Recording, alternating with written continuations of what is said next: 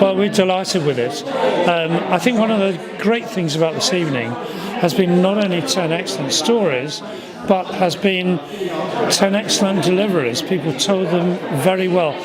And I feel we've been really vindicated this time in deciding that people have to tell their own stories and that we're not going to use professional actors to tell the stories. And they just have a greater reality.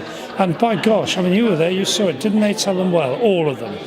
And again, as in previous rounds, everybody got a goodly amount of votes. Very tight for the third place. But the second and the winner, Don Rose with New Tricks, was very clear. But as I said, in every round, it's actually the Festival of Stories and not the competition, which is the key thing. And I hope those who have had anything to do with it will stimulate them to write again, submit again.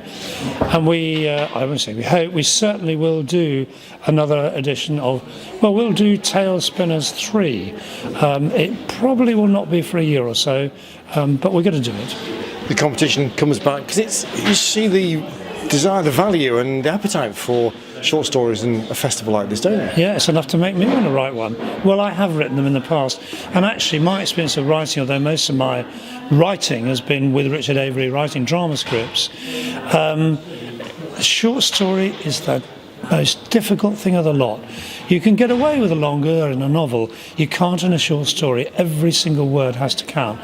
And one thing we are thinking about is looking at reducing the maximum length next time to 1,500 words. This time it's been 1,000 to 2,000, but we've heard so many stories where you think if only they'd edited it down to 1,500, it would have been tighter, better.